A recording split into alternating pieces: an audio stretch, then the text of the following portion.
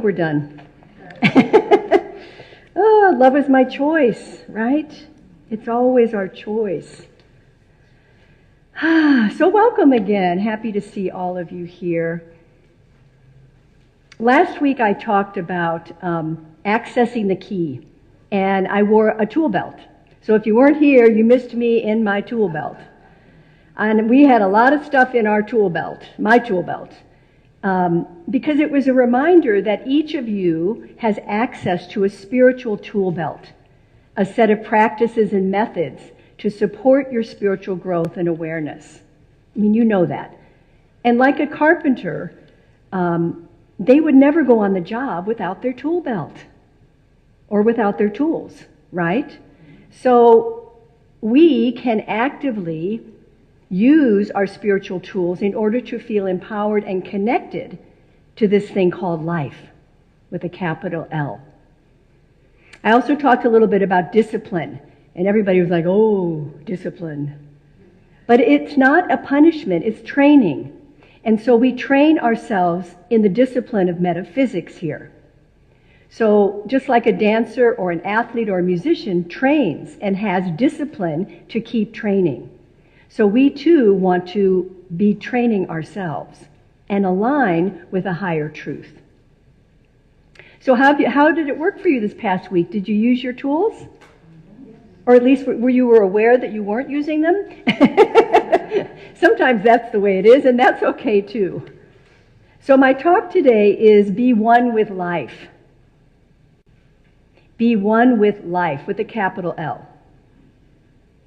So what does that mean to you? What does that look like if you were one with life?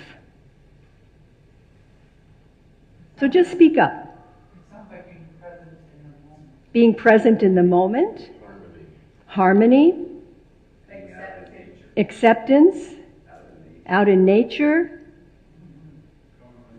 Going with the flow. Be like water.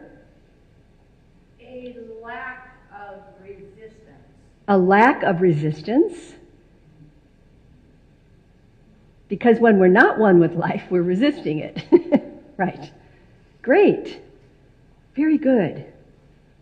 So behind every thought and action of everyone who has a rational mind is the desire for freedom. Period. Freedom, inner peace, and a life worth living. A life of purpose, a life of meaning, right?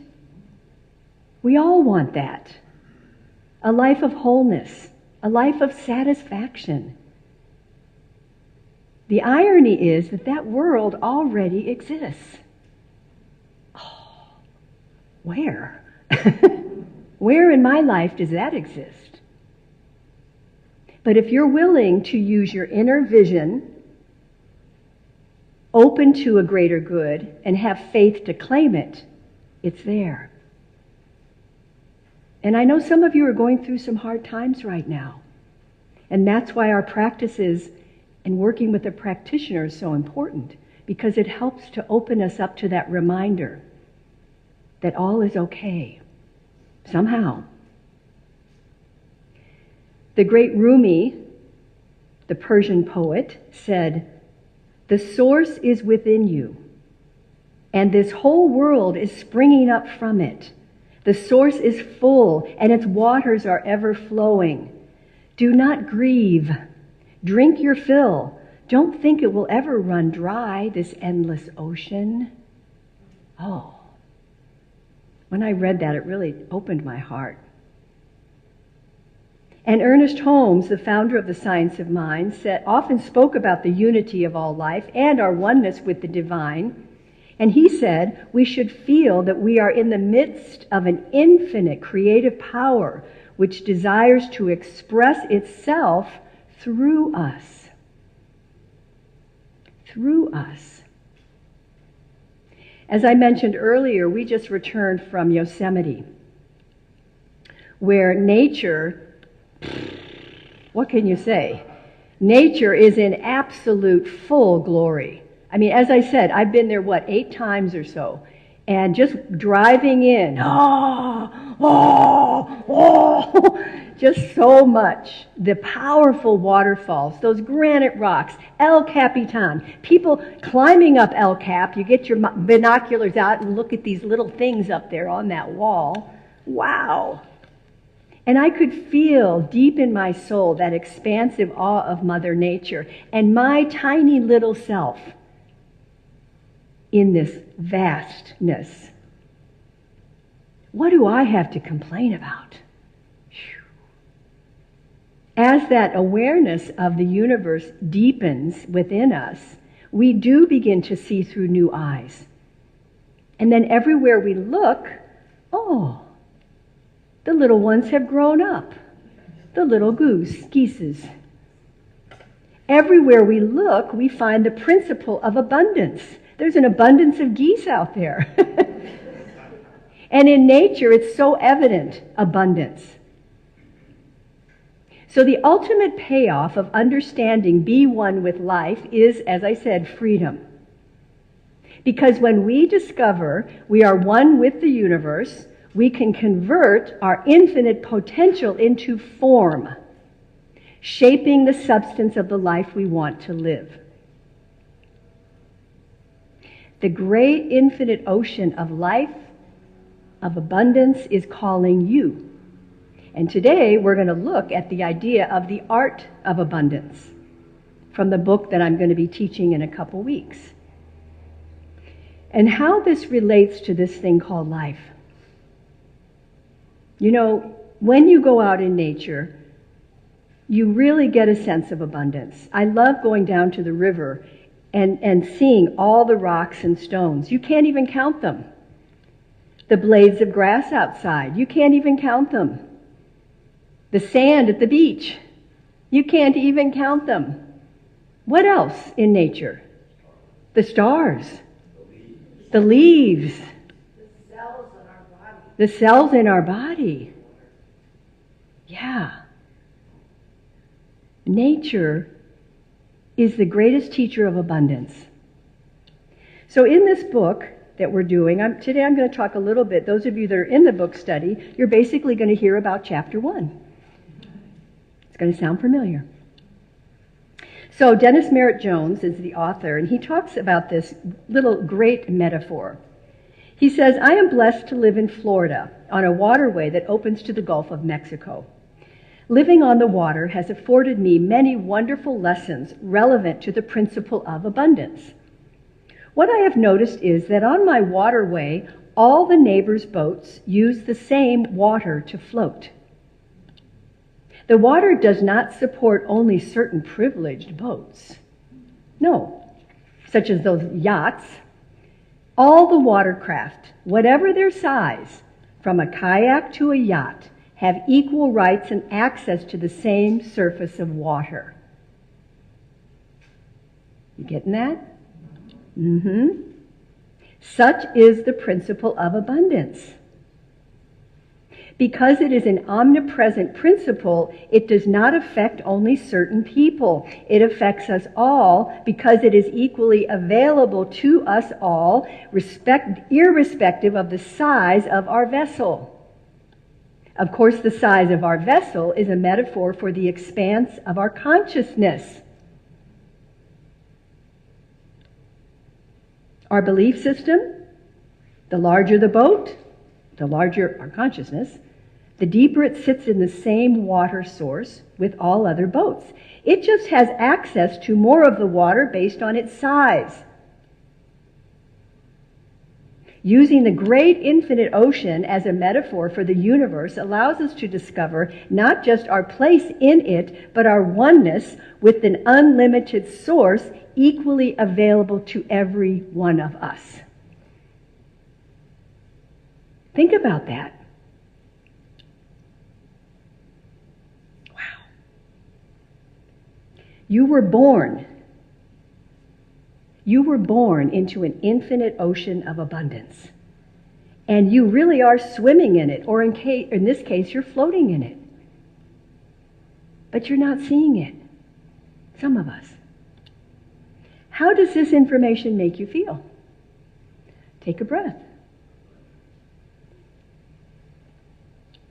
Does it bump up against an underlying belief that may limit the idea that you are one with the universe, your source of all abundance? Are you caught up in judgment, influenced by what you may perceive as the world of scarcity or not enoughness?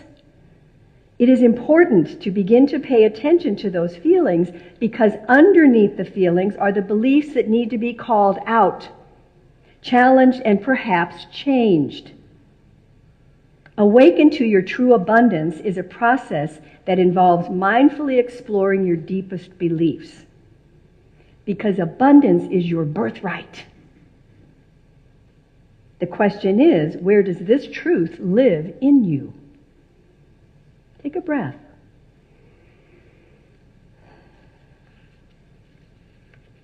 I am one with an unlimited source. Let's say that. I am one with an unlimited source. And just notice how that rings with you. Is there a part of you that says, yeah, well, but, That's when you treat for that doubt. Because that doubt is a lie. Did you know there's a difference between abundance and prosperity? That's in the book. Abundance, I found this fascinating. Abundance as a universal principle is unlimited potential. It is the unseen essence of more than enough of anything. Abundance. Prosperity is the outward demonstration of that which has been conceived. It is an effect or a manifestation of the abundance principle. Did you follow that? Yeah. So most people think of prosperity as money or material possessions. Next week we have Prosperity Sunday. We always do that at the end of the month so we can remember where we are prosperous. But again, it's not just about money. We can be prosperous in many ways. We can have an abundance of time. We can have an abundance of good health, inner peace, positive relationships. To mindfully actualize the principle of abundance opens the floodgates of prosperity. Take a breath. Because some of us can hold a fear of not enoughness, a belief that we're separate from the universal source of supply.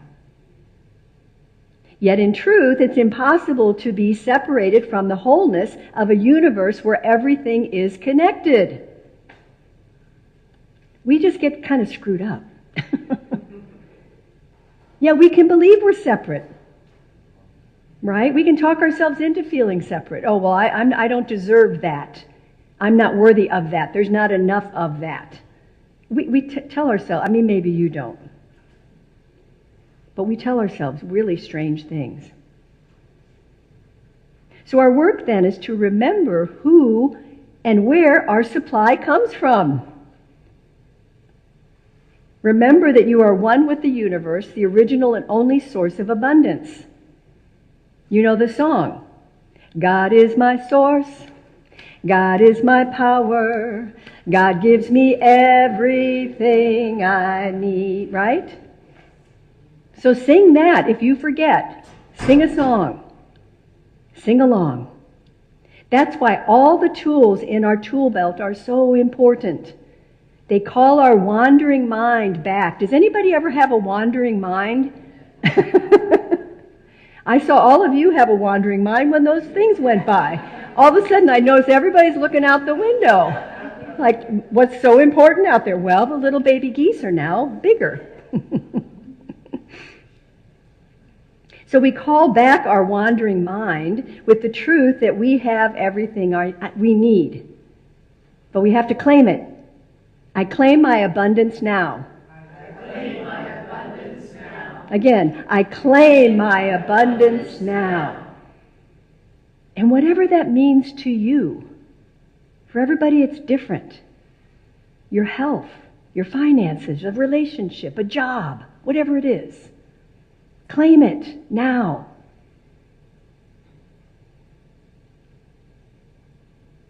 Because in truth, what we are really seeking is the freedom that prosperity represents and that inner peace that abundance brings.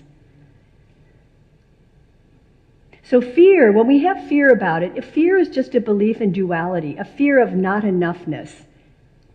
And it's interesting, in the book he says, fear rises from a belief in death in one form or another. The loss of someone or something. It might be a physical death we fear, but it can also be the death of our bank account, our job, lifestyle, a relationship, our health, and on and on. So our work then is to reveal where those mistaken beliefs are operating in our life and rise above that sense of separation. I do believe we can transcend the collective consciousness of not enoughness by recognizing the abundance of nature and celebrating that we are that. We are all of that. We are all of those leaves, all of that grass. We are abundant.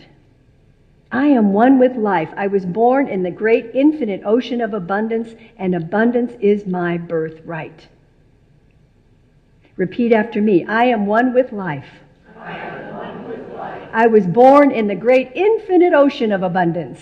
I was born in the great infinite ocean of abundance. Abundance is my birthright. Abundance is my birthright. Yeah. So a great tool to use, you all had the little bookmark last week, is the tool of mindfulness. So we can establish ourselves in the present in order to touch the wonders of life that are available in that moment. And what is mindfulness? It's simply remembering to remember that the present moment is filled with gifts. The universe is always giving what we need to thrive. Just like our breath, we just take it for granted. The breath is actually the principle of abundance in action. So we're going to do a little awareness. I want you to intentionally take a deep breath in, hold the breath, and focus on that breath as you hold it. Hold it. Note that while your mind is focusing on holding your breath, your body's beginning to wonder what's happening. You have the intention of both your mind and your body. Hold it just for a moment. Reflect on how wonderful that breath is, and exhale. As you're releasing that breath, notice you're not fearfully holding on to it. There's not enough air to take in the next breath. Your release is proof that at some level you must believe in the principle of abundance. And you are demonstrating your faith that you are one with something that knows how to sustain you in this moment. Take another breath in. Big breath, hold the breath, hold it, realize the paradox that lies before you. Notice it in this moment, hold it. Your mind and body are in the same place. Now ask yourself, am I this mind or am I this body? This awareness invites your mind and body to work as each other. Let go, exhale. Consider the fact that while your body can't be any place other than this present moment, too often your mind is everywhere but the present moment. Wandering again in the wonder of the past or the future, wondering what may happen 5 minutes from now, what may happen after service, what may happen 5 years from now, or your mind is dragging the corpse called the past behind you, reliving your resentments. Oh, brother. Draw in one more breath. Smile. Feel the joy and the power in practicing mindfulness as you release that breath. That's all you have to do is take mindful breaths. So powerful. Ernest Holmes said, "We are not limited by actual boundaries, but by false ideas about life and a failure to recognize that we are one with the whole of life." I am one with life.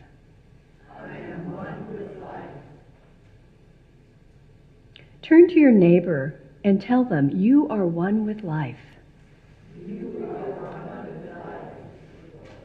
And tell someone else you are one with life.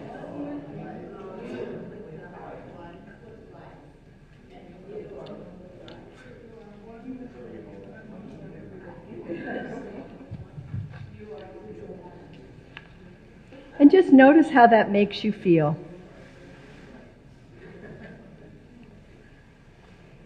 As Rumi said, the source is within you, and this whole world is springing up from it. The source is full, and its waters are ever flowing. Do not grieve, drink your fill. Don't think it will ever run dry, this endless ocean. Now take a breath. And I invite you to close your eyes for a moment. And just allow whatever you're feeling to rise up in your awareness. Being present, grateful for this moment full of possibilities and potential for you.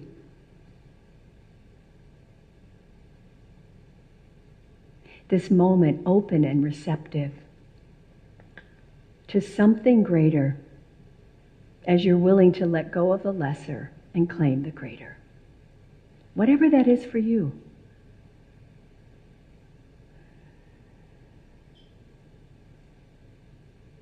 You are one with life. You are. And so it is.